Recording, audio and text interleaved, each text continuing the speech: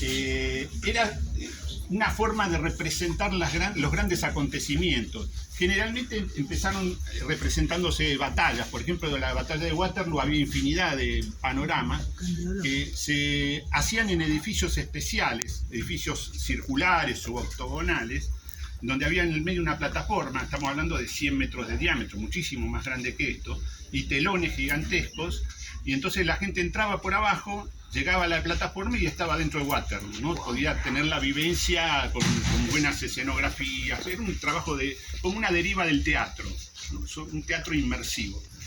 Eso con el cine desapareció. Acá llegó Augusto Ferrari a ser era muy buen panoramista, hacía el padre de León, ¿no? Tiene uno famoso que era, se llamaba Messina Distrutta, era sobre el terremoto de Messina, famoso, que fue muy mortal, y él había hecho un panorama donde se veía la ciudad de Messina, uno podía estar adentro del terremoto, ¿no? Bueno, la idea de esto es también, es un panorama sobre las posibles finales de cómo se resolvería esto que nos está sucediendo. En todos los sentidos estoy hablando, ¿no? Y no hay tampoco un hilo temporal. Hay tal vez 15.000, 20.000 millones de años entre una parte y la otra del panorama. O sea, hay distintas formas de representación. Y bueno, la idea básica es que hay un poco en el texto está eso, hay tres materialidades que compondrían el mundo. Yo, por lo menos las defino, las sintetizo así. Una es la madera, la otra es la piedra y la otra es la carne. Madera, piedra y carne tienen un anudamiento que si funciona todo bien, digamos. Si lo primero que colapsa generalmente es la madera, o sea, la cubierta boscosa, que es la mediadora precisamente. La cubierta boscosa es la que media entre la carne y la piedra. O sea, sacan los nutrientes de la piedra y demás, bueno, eso, el mundo funciona. Cuando la cubierta boscosa colapsa o tiene algún problema, entonces la carne y la piedra tienen mala convivencia. Y ahí es donde aparecen los grandes problemas, ¿no? Esto está sintetizado, la idea es representar la madera como la carbonilla, que es madera quemada, y el color tierra, que es el color que tiene, es una bicromía, ¿no? Que tiene todo el panorama. Eso, digamos, una forma sintética de representar las cosas, ¿no? Bueno, están los síntomas precisamente, esa vivienda inestable, el terreno corroído y demás. Está el anuncio de los pájaros, esto es un poco de Hitchcock, que es un poco la cosa, ¿no? Cuando los pájaros anuncian el mal agüero, por ejemplo, ¿no? El augurio de los pájaros, o sea, hay una lectura, incluso los taoístas leen a los pájaros, o sea, hay un lenguaje de los pájaros, más allá del sonido de los pájaros, hay un lenguaje de cómo vuelan, porque los pájaros son los que están más en contacto con el ki, con la energía que lo circula todo, ¿no? Todos estamos atravesados por el ki. El pájaro navega dentro de esa energía. Entonces, cuando el pájaro da señales, algo pasa, ¿no? Entonces, bueno, ahí estaría pasando algo, el pájaro, la madera, la carne, ¿no? Son anuncios de mal agüero, de alguna manera. Son todas islas, esto es como una gran inundación y son archipiélagos, con distintas temporalidades. Esta es la isla de la Militancia, donde están, claro, digamos, las distintas formas, o sea, las cosas no funcionan bien y alguien se juntan, los humanos, y dicen, bueno, vamos a solucionar esto. Hay motivos misericordiosos por los cuales se milita, siempre se milita por misericordia. Eso es una de las cuestiones. Después, lo que sucede después, bueno, es otra cuestión, ¿no? Eso lo vamos a ver después en el medio del panorama. Pero acá son, digamos, huellas en la madera de la militancia. La madera registra, porque cada uno de las materialidades tienen un registro de memoria. La madera es intermedia, es un registro de centenares de años, decenas, centenares de años. Si uno corta un tronco es un teatro de memoria también. Y se registra la piedra, en cambio, tiene miles de años de registro de memoria. Está más distante de nosotros. Podemos leer en un árbol, pero es difícil leer en la tierra, porque es otra temporalidad. Y nosotros en la piel tenemos una temporalidad casi diaria, o sea, las escalas de registro son muy distintas, ¿no? Entonces, bueno, un poco está ahí presente eso. Acá, por ejemplo, hay un resto geológico que son grandes edificios emblemáticos, ¿no? Lo que era la Fundación Eva Perón, la CGT, el Cábana, está el Canto al Trabajo. ¿Qué? Bueno, y seguimos. Y bueno, acá esto es como un edificio corporativo, que un poco con la frase famosa de Marx, ¿no? Todo lo sólido se disolverá en el aire. Marx tiene algunas frases de una potencia tremenda, poética incluso, ¿no? Y es muy interesante eso, porque es verdad, ¿no? O sea, finalmente lo más sólido, un edificio corporativo, un edificio bancario tal vez, ¿no? Y se disuelve, no sobrevive. Y ahí queda sin cubierta boscosa, y la carne y la piedra están en un conflicto, ¿no? Igual. O sea, esto es un poco los tiempos actuales, tal vez.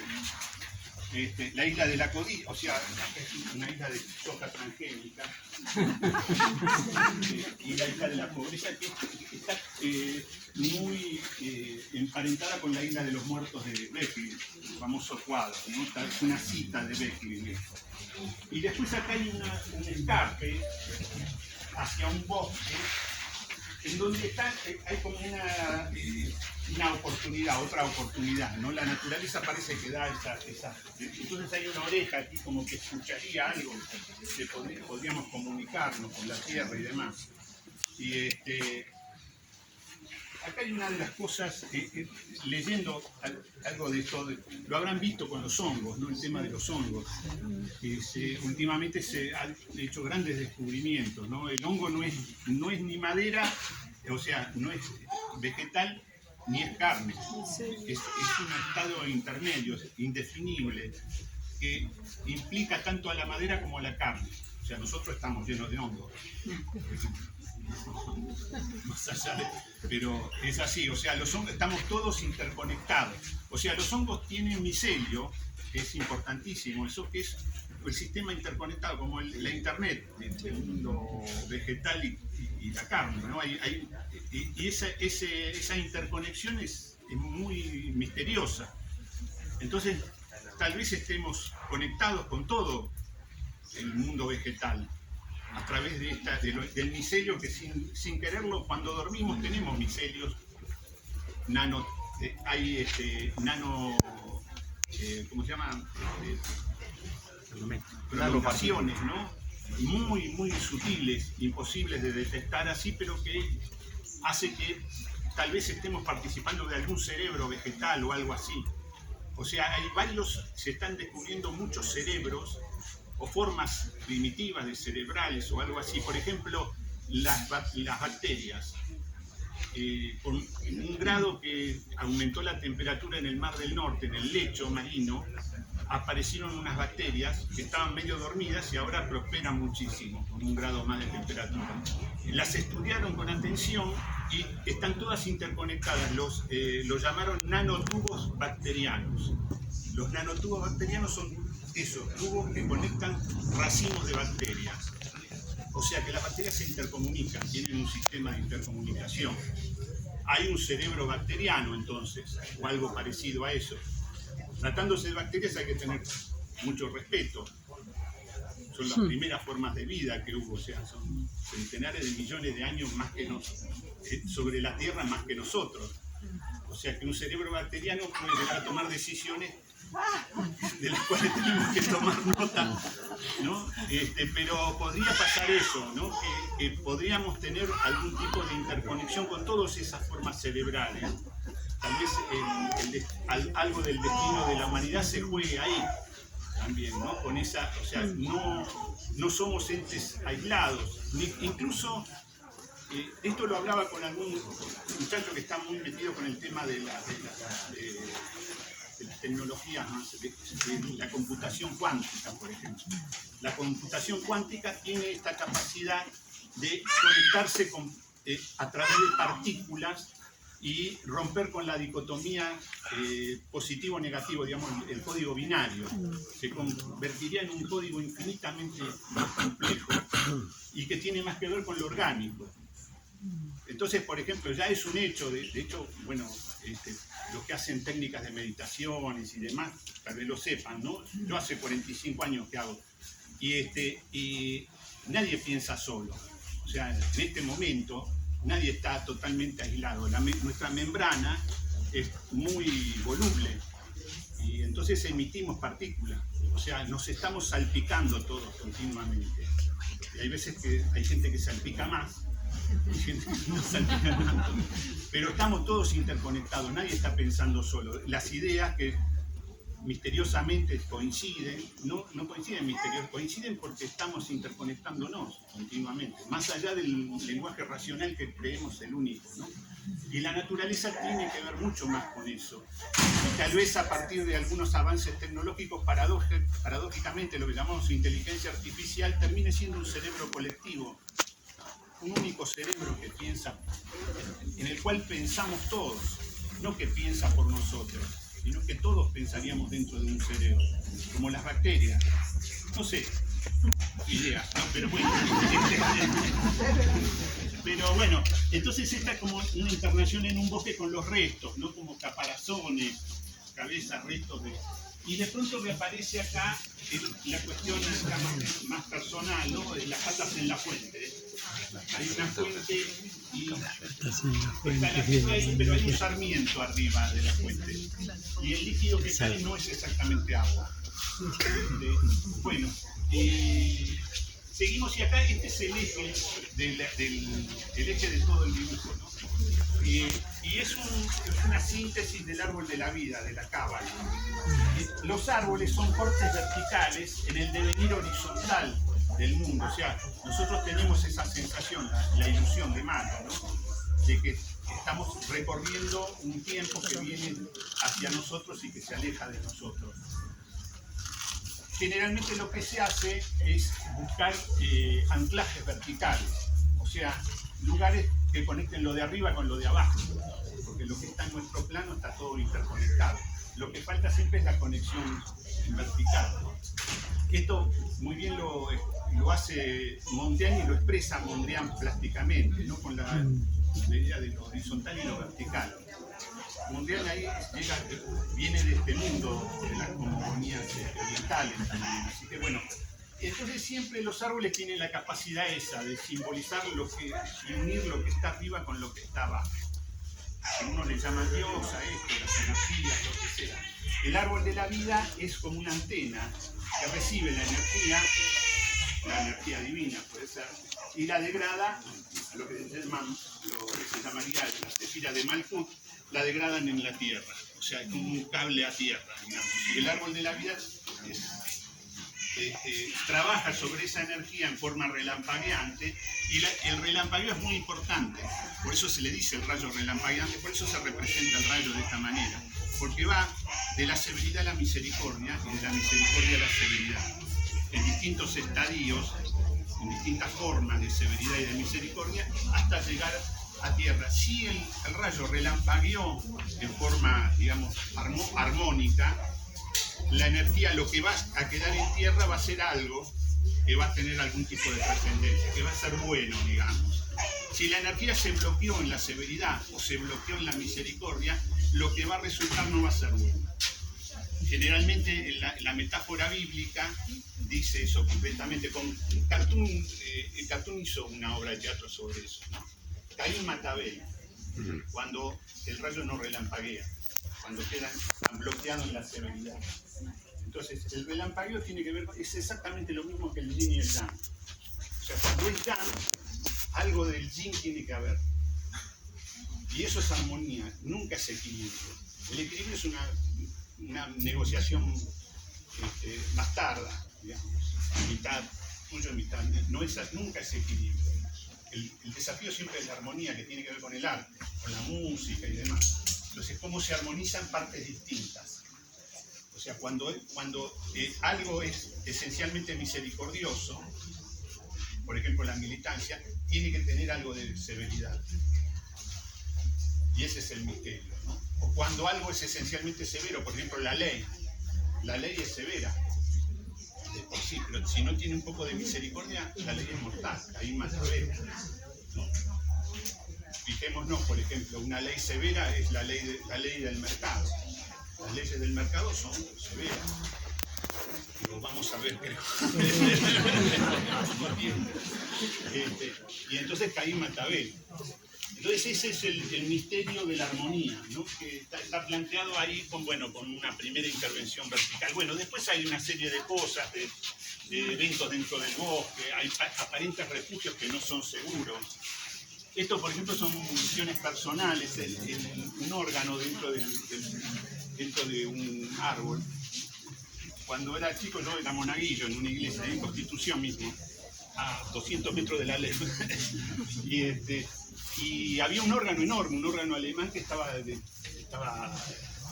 ya no funcionaba hacía muchos años. Vino un cura alemán y se puso a arreglarlo. Entonces nos pusimos varios a ayudar, como ayudantes, y meterse adentro de ese órgano era como la mitad de esta habitación, ¿no? 3 pisos de alto. Era como un bosque sonoro, o sea, había tubos los graves eran tubos de medio metro de diámetro, 8 metros de alto, y eran tubos y tubos así, uno se metía ahí, estaba realmente en un bosque sonoro, era una cosa, un lugar misteriosísimo, ¿no? Que nunca me quedó en la memoria. Bueno, y estos son los cambios de escala. La humedad, ¿no? Los cambios de escala son muy importantes también, porque otra de las cosas que la ciencia hoy en día está estudiándolo mucho, es que hay registros mitológicos de formas humanas muy anteriores a los humanos como nos conocemos nosotros. La ciencia hoy en día determina que hay más o menos 5 formas humanas previas. La mitología las rescata, por ejemplo, los griegos, antes de los dioses, el mundo de los dioses, estaba el mundo de los gigantes. Eran los cíclopes y demás. Eran humanos no terminados. En realidad, para los griegos eran tributarios del caos, ¿no? Los centauros, por ejemplo. Eran formas no del todo humanas. Finalmente, para los griegos, la forma terminada del humano eran, después de los dioses, nosotros, ¿no? Éramos iguales a los dioses. Bueno, eso es una incógnita, es optimismo griego sería, porque tal vez no seamos nosotros la forma terminada, ¿no? Tal vez vengan otras opciones. Los liliputienses también son, todas las cosmogonías tienen liliputienses y gigantes en sus mitologías, ¿no? Está ese registro, y parece ser que sí, que había esas diferencias. Lo que pasa es que como pasaron millones de años, hay subducción de placas y demás, entonces ya no queda ningún registro, ¿no? Es imposible saber qué pasó, ¿no? Millones de años atrás. Así que bueno, esas son... Y entonces acá está esta posibilidad, ¿no? De que haya otras formas que vengan a reemplazarnos, con cerebros mejor interconectados, vaya a saber, ¿no? De hecho, cuando nosotros estuvimos a cargo de los asuntos del planeta, 250 años hace que estamos a cargo de los asuntos del planeta, si vamos a hacer las cuentas. O sea, el antropoceno que le dicen, ¿no? La máquina de vapor, muchos la ponen ahí. Una vez que hubo máquina de vapor, ya hay una fuerza impresionante que empieza a actuar, el humano empieza a ser relevante, ¿no? En 250 años hicimos desastres, así que no podemos sentirnos orgullosos de eso. Bueno, finalmente aquí están, ¿no? Hay distintos eventos y demás, y llegamos otra vez a esto, repite un poco aquello, ¿no? Los desiertos verticales de libros. Está Borges, está la disputa entre dos, siempre las opciones, ¿no? Está la tumba de Borges, ahí el árbol del conocimiento, el fruto del conocimiento que pesa demasiado. Y acá está el drama en acción, ¿no? De las 3 materialidades metabolizándose entre sí, ¿no? El humano en el medio, entre la cubierta boscosa y la piedra, desapareciendo, ¿no? Y acá está el otro reclamo vertical, que es a partir de la obra de León Ferrari. Esta es la civilización occidental y cristiana, si la ven bien, es el avión, el F-105, y está desenterrándose porque pasaron miles y miles de años, y resulta que esto es a partir de una frase de Heidegger, ¿no?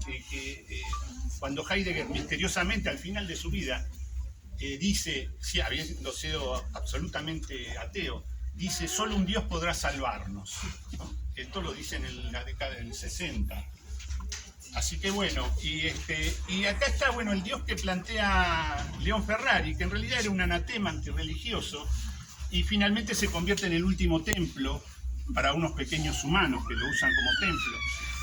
Yo llegué a hablarlo con León. León no quería saber nada con la reinterpretación de esta obra, pero a mí me parece válido pensar que si tenemos a un Cristo, como el montaje que hizo León, un Cristo barroco, que está crucificado, en este caso a un avión norteamericano, o sea que el instrumento de tortura del imperio, que era una cruz de madera, se convierte en un avión del sistema de armas norteamericano.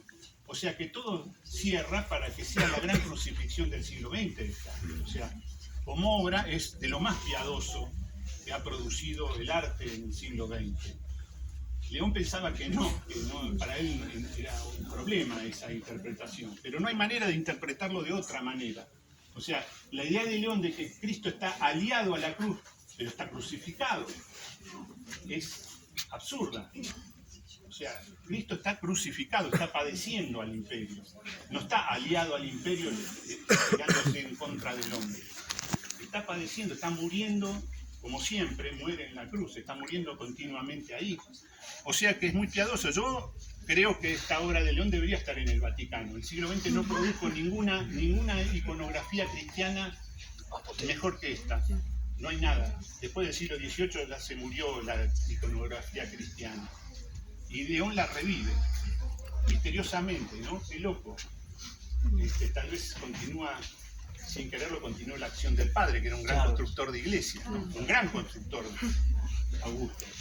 Bueno, y al final acá hay unos primeros planos de troncos que están como rotos y demás, que otra vez actúan como teatro de la memoria. Acá hay una isla de los muertos de Beckley, hay películas de Hitchcock, de La Ventana Indiscreta, está El Resplandor, distintas cosas como actúan así. Y finalmente el último tronco es a su vez un bosque, ¿no? Se abre como un bosque y también borgianamente tal vez cada árbol de esto a su vez tiene un bosque adentro y es la capacidad que tiene de recuperarse la naturaleza, ¿no? Y de volver a plantearnos todos los problemas. Bueno, eso es todo.